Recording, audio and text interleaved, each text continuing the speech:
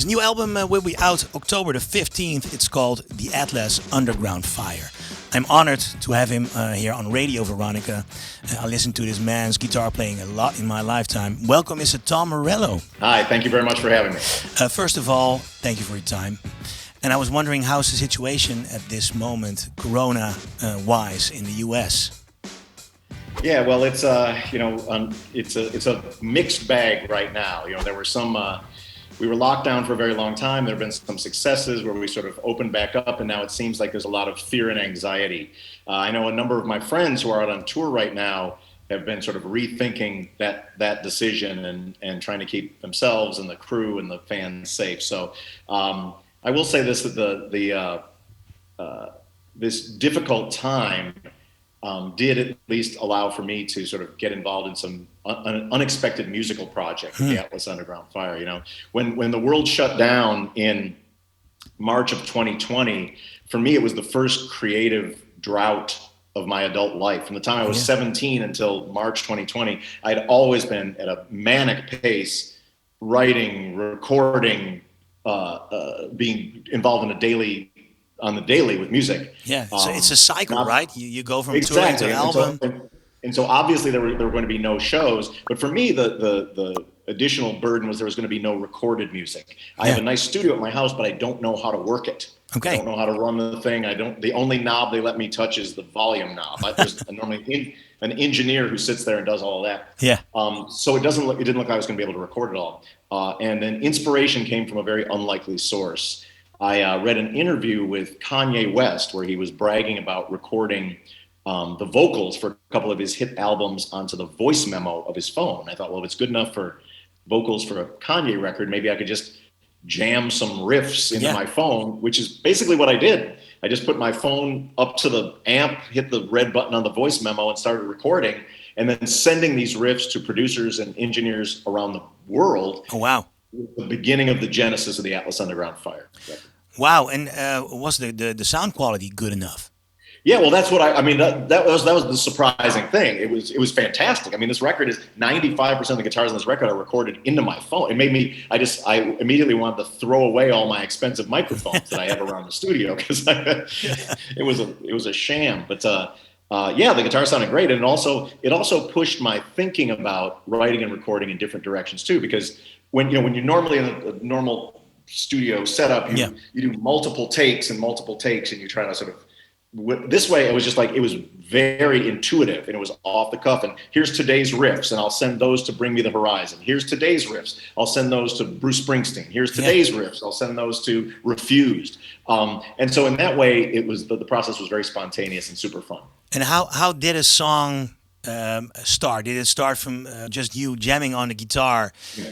And did you record that riff with a click track on or something? Or sometimes it would be with a click track. Sometimes I would just randomly pick, a number of beats per minute, 150 beats per minute, and then record maybe 4 or 5 riffs, and then send a riff pack to Prototype or Sama Abdul Hadi or Fantagram. And just go like, here's a bunch of ideas, see which of these you respond to. And it was a very different way of writing, but after a while, I grew to love the process because it made me write and think in a very, very different way that led to a unique album. And I think it's very, very great to open your email and see some new ideas come back on the riff. Yeah, exactly, right? Yeah, especially at a time where, I was literally alone for the recording of this record, and even though but what I was able to do was to forge a collaborative musical community around the world. Like Bring Me the Horizon was in Brazil and the UK, Refused in Sweden, Springsteen in Jersey, Chris Stapleton in Nashville, Sama in Palestine, Mike Posner, between the beginning of recording our song Naraka and the end, he summited Mount Everest. Seriously? So seriously. He was recording some of his vocals at 25,000 feet above sea level in Nepal. So even though there was this kind of claustrophobic in some ways that I was in my studio alone, it began this kind of Atlas Underground Global Community during the course of the last year. Yeah, but I was wondering. You said like I'm not a technical guy. They normally only let me adjust the volume knob. But when I think of Tom Morello, I think of a guy who's always been very busy with guitar effects and with Sure. like all the Rage Against the Machine stuff, the Audioslave stuff, and your solo stuff. It's always like walking ahead of the music sound wise. Yes. Isn't it that Yeah. you are a little bit underestimating yourself? What No, you no, can no, do no. I mean, technically? I think those two things can coexist. I mean, you may be surprised to hear that I've used the same 5 effects pedals for the last 28 years. You know, Wow. like I've like really, and the same amp, like the same amp that I played on the first Rage record, on the lockup record, the record before Rage Against the Machine. Yeah. Like, was one, oh my goodness, I'm so sorry. Is the same record that I used on this album now. It was very much. You're not a great like gear is, guy. You're not I like you're to not embrace swimming. limitations. Oh, yeah. Embrace limitations in the equipment, then just use my imagination, for the creativity. So you're not the kind of guy who opens up this website and then goes like, "I want this pedal. I want this pedal." Oh heavens, I haven't done that ever. No, serious. And is that because what you said? You like to think, okay, I've got this stuff, and I'm going to work with this stuff. Yeah, I mean, I haven't run out of new ideas yet. It's part of it. Like it's really like the journey has been one of creativity and imagination, and I've never tried to like kind of fill that hole with gear. No, Like it's sort of a combination of the big rock riffs and the crazy guitar effects, and both of those are in full display on the Atlas Underground Fire. Cool. Well, I have this podcast. It's called Guitar Man, in which I talk to the greatest guitar players of the Netherlands and now also of the USA and the world. And I always ask a question. It's a kind of a dilemma. You have like one pedal you can choose. Your house is on fire. You can go back one time, and you can grab this one pedal. Which pedal?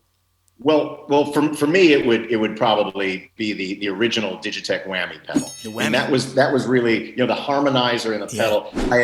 When I first got my first check for when I was in a band before Rage Against the Machine, and I went to the guitar store and I bought some expensive rack mounted gear, and I could hardly figure out how to plug it in, and when I did, it made the sound of my guitar much worse than it had been before. And then when I saw that there was like a stomp box pedal that had a harmonizer in it, I was like, okay, let's check that out. But that was really at the same time where I started self-identifying as the DJ in Rage Against the Machine. Yeah. And so I was able to sound, all of a sudden I was able to sound like Dr. Dre's production or Public Enemy's production or some of the, at the time, like Prodigy and Crystal Method. I was able to sort of approximate some of the sounds and textures. Yeah. And I began practicing and looking at the instrument in an entirely different way, non-conventional way. Yeah, always the guitar. Yeah. The original whammy. Okay, that's a great answer. You said you were in a band before Rage Against the Machine. Correct me if I'm wrong. Is that the band in which you did a support act for the Urban Dance Squad? Yes, it is. Yes, it is. Yes, in San Francisco. That's correct. Cool. Because that's a great Dutch band. They're a little, how do you say it, underrated here in Holland, I think. How important has that band been for you and René van Barneveld, the guitar player? Is he? I would just say that. I mean, I saw them once. I remember I'll relay this story to you. But the first time that I played shows in Holland, maybe in 1993 with Rage Against the Machine, and the interviewer said, "Are you aware of the controversy? Like, what do you think of the controversy with Urban Dance Squad?" I'm like, I don't know what you mean. Like, you must. It's a big. I'm like, I honestly have no idea. And they were like, well, there's accusations that you stole the idea for Rage Against that you played a show with it. And I was like, I kind of had the idea for Rage Against the Machine from Public Enemy and Black Sabbath. That's where I got the idea from it. But it's a great band, and I remember really loving that record, that cassette, and I wish them nothing but the best. Yeah, they're not touring. I think they're having a little argument themselves at the moment. That stuff happens. Let me see, because your new single is a collaboration with the one and only Bruce Springsteen and Eddie Vedder. How did that came about? Yes. Well, Bruce and Eddie and I have a history. It was I played with the E Street Band for 6 years, and I was on tour in Perth, Australia, the home of Bon Scott, the singer of AC/DC, and I was looking to pay my respects at his grave in this Perth graveyard. It's about 11:30 at night. I couldn't find his grave and was looking everywhere, and out of the distance comes a motorbike, like a little light coming out of the darkness, and there's a man sitting on the bike, sort of a heavyset guy. He's wearing like a German army helmet and a t-shirt that says, "I don't give a shit, but if I did, you're the one I'd give it to." And I'm like, that guy is going to know where Bon Scott's grave is. And sure enough, he did. I paid my respects, went back to the hotel. Bruce was sitting in the bar. And I said, "Hey, Bruce, do you think there's a way that AC/DC and the E Street Band might overlap since we're here in Australia?" And he said, "I'll think about it." So we started rehearsing Highway to Hell over the course of the next couple of sound checks.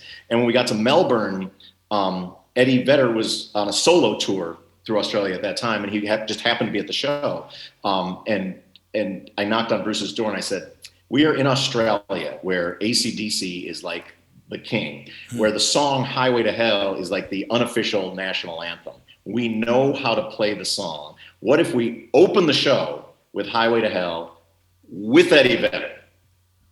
And he was like, "That sounds like a good idea." Yeah. So we did it, and the roof came off the place. Yeah. It was as exciting a moment as I've ever been on stage for. And when I was finishing this record, I had a lot of songs with great young artists like, Fantagram and Bring Me the Horizon and Chris Stapleton and Mike Posner and Damian Marley and Femme and Sama Abdul Hadi. But I wanted like a historic moment. And I remembered back to that night. I was like, let's see if we can recreate one of the greatest rock and roll songs of all time with two of rock and roll's greatest singers of all time, Bruce Springsteen and Eddie. Yeah.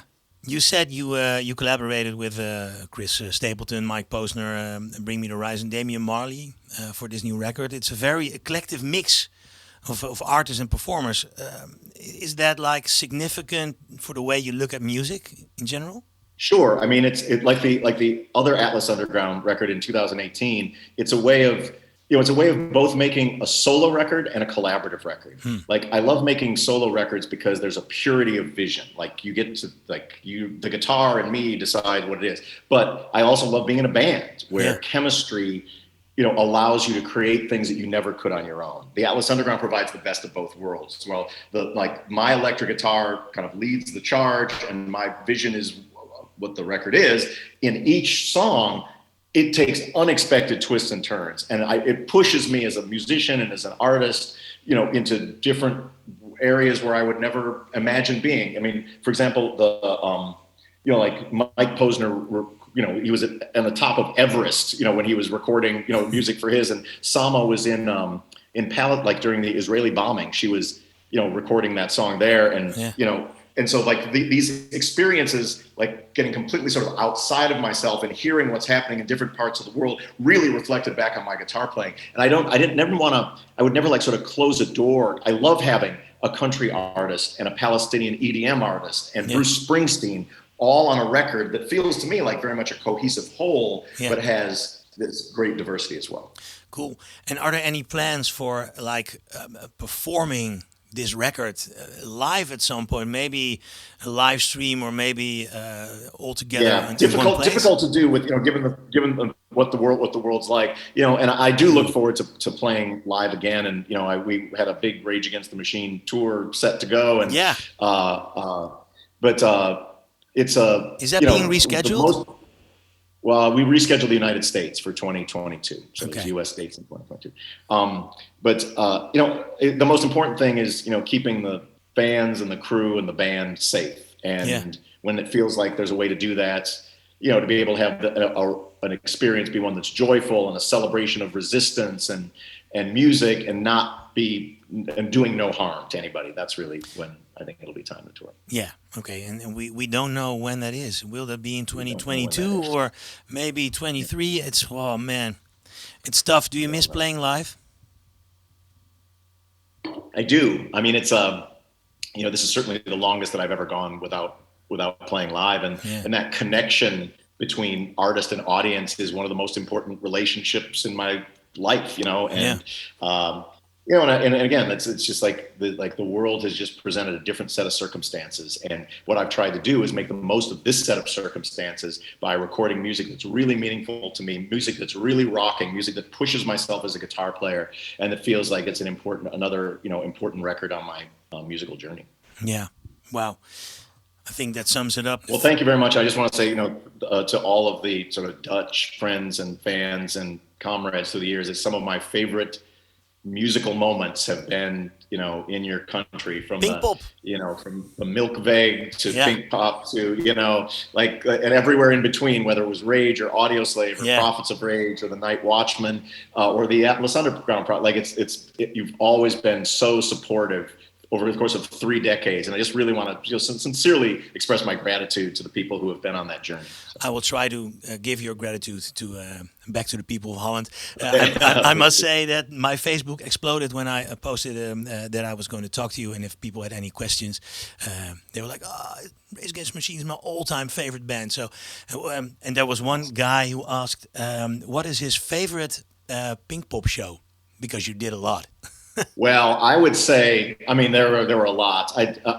The one that, that's a good question, but it's probably a tie between the first two, because the first one was the first time we ever played a festival show. Serious? So we had never played in front. We had opened up for other bands at like maybe 5,000 people. We opened up for Porno for Park, but that day we were like, people were like late to the van, and we didn't even know what these are the days where you're playing a gig every day, and I don't even know what this gig is. I don't know what Pinkpop means. I don't even know what that word means, And so we get out of the van and we just go up on stage, and it's like 60,000. Like, oh my gosh. Yeah.